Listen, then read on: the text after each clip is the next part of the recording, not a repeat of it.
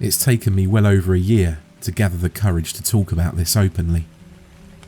I can't help but feel responsible, and you'll understand why soon.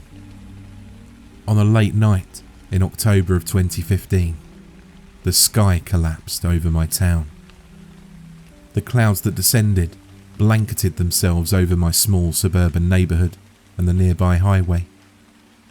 The fog was so dense that looking out of the window yielded nearly the same results as staring directly at a blank piece of paper.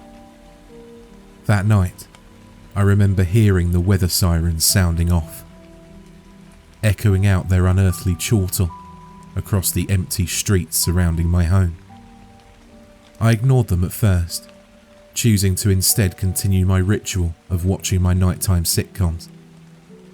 That, however, ended soon after the first siren went off. The flickering imagery on my much too old television broke apart, exposing warnings of low visibility and severe lightning in my sitcom's place. I watched and listened as the television seemed to join the call of the sirens outside, letting loose their bleeps and emergency tones. The signal warned us to stay inside and to avoid driving for our safety and the safety of others. I let out a quick huff in distaste as my nightly routine was interrupted. I set my eyes on a radio and decided to give it a quick try. Anything would be better than sitting in silence. Unfortunately, that thought was wrong. As I wandered towards my radio and flicked it to life, the only noises that escaped were robotic and emotionless warnings from the National Weather Service. I felt my shoulders shrug in defeat. If this had been a tornado or a hailstorm, I'd have appreciated the heads up. I could prep for the storm, but there was nothing I could do about a fog. From there, I let my eyes wander over to the far too bright mist sweeping across what should be the naturally dark streets. I let out a sigh and broke my gaze before heading over to my kitchen, deciding that maybe some hot chocolate would relax me enough to doze off and allow my dreams to take me away from this strange but boring evening. But as I stirred the hot chocolate mix into my steaming milk, an idea hit me. I had an old CB radio locked up in my attic. I might not be able to watch my shows or listen to my radio, but maybe, if I was lucky enough, some trucker would be stopped on the highway and be willing to have a chat with me. I knew it was a long shot. CB radios were very rapidly going out of style for truckers, but I knew that a few of them still had them for emergencies or idle chatter. I left the kitchen with my hot chocolate in hand and crept up to my attic steps. I blew softly on the steam rising from my cup as I made the journey to my chest of goodies from yesteryear. I lurched the old chest open and began to set up my little communications area. I even pulled up an old dusty table I had stored away for parties and placed all of my needed equipment on top of it. After a few minutes, I was all ready to go. I took a small sip of my drink and turned the radio on. I listened as the age cracked through the speakers. I'd hoped the radio had survived the prolonged stay in storage, and luckily, besides from the faint crackles, it seemed rather functional. I keyed the mic and called out through the fog, hopefully to anyone as idle and bored as myself. Calling out to anyone stuck out in that fog. Is anyone out there? I listened as the static of the radio faded in and out, nearly silently. Then, a sputter of white noise came across the net, before an old man's voice came in relatively clearly. Thank goodness someone's out there. I'm losing my mind out here. Can I get a radio check? His elderly voice was gruff and hoarse. The type of voice you'd expect from someone who spent a lifetime on the road. I let my lips curl up into a smile. I really didn't expect a reply. You're coming in clear. How about me? I asked, making sure he could hear my end of the conversation. A little broken up, but audible. This damn weather came out of nowhere, he grumbled. I imagined him leaned back in his seat, arms crossed, with a radio dug into one hand. I could practically envision his windows completely smothered by the fog, isolated from everything. Yeah, I didn't see anything on the television until after the fog hit. All the stations are playing that emergency frequency. I waited for a few seconds for his response. So you're holed up inside your home then? I thought you might be on the road like me. I heard a slightly disappointed groan from his end. Did you at least get to see the clouds fall? I paused for a moment. I'd been watching my shows oblivious to the weather outside until the warnings. I didn't have the privilege to see it roll into the neighbourhood. That's a firm. I'm at my place right now, and no, I didn't get to see it hit. A brief chuckle and wheeze came over the radio. You missed out. Craziest thing I've ever seen. It was almost like the clouds hit a cliff mid-air and fell straight down. They came hard enough that I was actually worried they beat my truck up. His voice trailed off slightly in thought. I managed to park it on the side of the road. Didn't see anyone else near me. Well, damn. Sorry I missed it then, I replied, my smile escaping through my voice. Yeah, well, maybe some kid got it on tape. Static interrupted him, squealing loudly out of the speakers. I jumped back slightly, reaching for my ears. His voice fought through it. The hell was that? Everything all right? I radioed in. Yeah, I think so. I think I just saw a car zip by. Some sort of weird black light on it. He gave a dismissive tisk. I know damned well they can't see anything in this fog. Hell, I couldn't see anything but their dumb light going off. I leaned in closer to the radio, thinking of an explanation, but came up empty-handed. Some people just have a death wish, I guess, I shrugged. Damn stupid if you ask me. I'd say they only care about themselves. But if that was true, they'd be parked on the side of the road like me. He gave another wheezy laugh, ending in a coughing fit. Getting a little curious, I started asking him some questions. Any chance you can make anything else out there? They said there's some bad lightning in the area, but I haven't seen or heard anything like that yet. Nah, not a damn thing. Haven't heard any thunder either. Besides you, it's quiet as the grave out here. This fog doesn't even look like it's moving. And I sure as hell don't hear any wind hitting my truck. I bit my lip, trying to concentrate on any noises outside. Being in my attic, I should be able to hear the wind sweeping its way through the wooden boards of my house. But he was right. There was none. This is the weirdest storm I've ever seen. To be honest, Wait. No, the lights are back. He interrupted himself. I could hear his voice strain as his focus shifted outside of his truck. They don't look right. They aren't on the road. His voice slowly trailed off. What do you mean? Where are you? I asked, hoping everything was all right. That's not right. Damn. The only thing on that side of the road is a tree line. No way in hell a car could squeeze through there. The lights look too high off the ground too. They're a little higher than my eye level, and I'm in a goddamn semi. Hey, just keep your eyes on it and let me know if you're alright. You'll be okay. I could hear him swallow hard. They're gone. They zipped away again. Actually, my God, they didn't just zip away. They looked like they ran away. I swear they goddamn crouched and sprinted off. Static consumed his transmission again, but nowhere near as badly as before. It's just some lights. Maybe someone's got some flares out there. Could be some hunters trying to find their way back home in this fog. I tried sounding reasonable. I figured there must be some sort of rational explanation. Yeah, that's got to be it. The fog must be screwing with my depth perception. I can't see anything out there, so I think I'm good. I heard faint noises coming from the radio, just behind his voice. It didn't sound like something trying to make contact with us through the radio.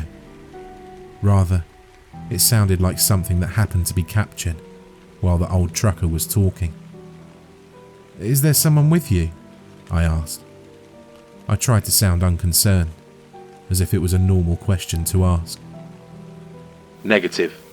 Just me. He sounded a bit off-put, like he knew something was wrong. I could tell he was on edge. "I just wanted to know if you were alone or not. Just to see if you had an extra set of ears and eyes out there." Oh, no. It's just me out here. There was a brief pause, followed by another explosion of static. He eventually radioed back. "Alright, I'm done. Something just slammed into my trailer, right?" I heard a loud metallic crash explode from my speakers, followed by yelling.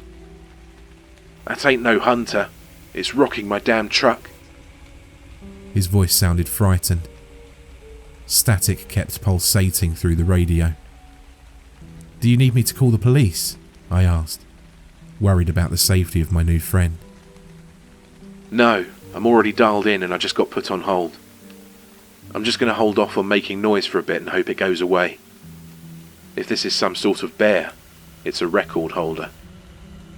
I left the radio alone for a little while, waiting for the old man to reply. I was scared for him. After a few surges of static and several minutes, I finally got a reply. The old trucker seemed hushed and talked under his breath. "Hey, I hope you're still there. I don't want to be a burden to you, but I'm not feeling all that safe out here. Do you think you can pull up a map or something to get me out of here? I'll have to leave my trailer behind, but my job ain't worth my life." The faint sound of static hauntingly trailed off of his words. I felt bad for the man. Something out there was really setting him off. "Hey, yeah, sure. If you can make it to my front door, I'll let you in. I'm just around the corner from the highway."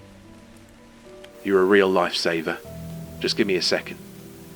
I'll get out my mobile radio and you can leave me there." I bit my cheek anxiously. I had no idea if what I was doing was right, or even safe for that matter. But he needed help, and I didn't want to turn him away. "Alright, I'm opening up my truck." He called in, his voice distorted heavily by static. The fog must have made the transmissions come in broken, I reasoned to myself. "Let me know when you hit a sign. I'll tell you where to go from there." A few seconds passed before he responded again. "Willard Street." His voice crackled in. "Take a right down that road and keep going until you hit an intersection." A few more seconds passed. "Johnson and Avery." The voice remarked. I felt confused. He'd have to be sprinting to have made it that quickly to the next sign. "Are you all right? Do you need me to call someone?" The radio echoed my voice back to me, muffled and contorted, before I got a response from the man. "No, I just want to get out of this fog." The trucker's voice repeated a few times before breaking apart into static. "All right, then take Avery all the way down," I replied. I felt the hair stand up on the back of my neck. Something about this wasn't right, and I wasn't done. My neighbour directly across the street was a police captain. I figured if I sent the old man there, he could get the help he needed. And I could pass it off as a mistake with my mental directions if asked. "Tucker Court." The man reverberated in with the static. "Let's see. Walk 3 houses down, and my place should be on the left. I closed my eyes tightly, my forehead scrunched up in worry. I prayed this would work out for the best. I'm outside. The old trucker chortled, while different pitches of his voice all resonated nearly at the same time, repeating themselves. I put the mic to my mouth to tell him to knock, but couldn't muster up the courage. I set the radio down and turned it off. I looked over my shoulder to my attic's window. I took a deep breath and released it before deciding to take a gander. I wasn't expecting to see much. I mean, how could I? The fog covered everything. But I looked anyway. I got out of my chair and crept towards the window. I placed my hand on the wooden frame surrounding the glass and took a deep breath, conjuring up my courage. I slowly grabbed the curtains and very gently pushed them to the side, allowing just enough space for my eye to peek through. I know you want answers as to who or what was out there, but the fog was too strong. Nothing but whiteness exposed itself to me visually, but physically, emotionally, I felt it out there. I can only describe it as dread incarnate.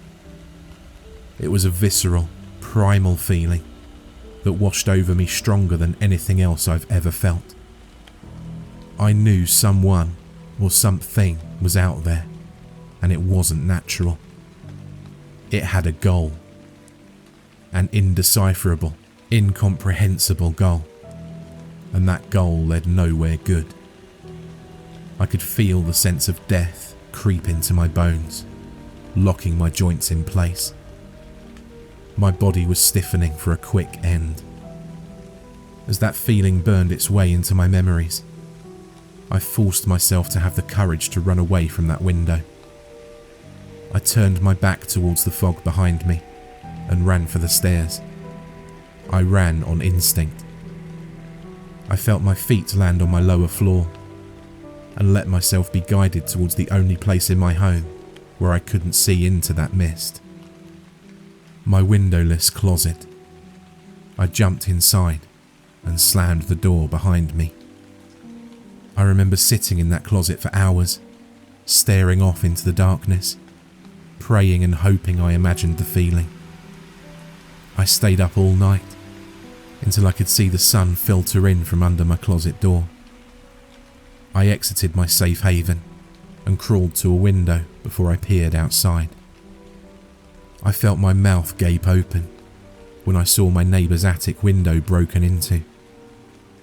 No marks on the walls of the home gave off any sort of hint as to how whatever it was had climbed inside. I instinctively called the police and they responded with haste. After all, my neighbour was one of them. They took me in and refused to tell me what they'd found inside. Even afterwards, the newspapers had nearly no information regarding the crime. The most I gathered was that my neighbour's family were murdered in their home while they slept.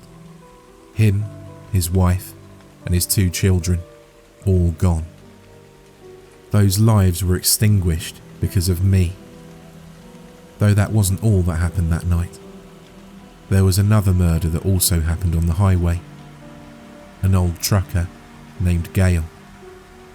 Unlike the captain and his family, Gale's death was listed as an animal attack and was separate from the murder investigation.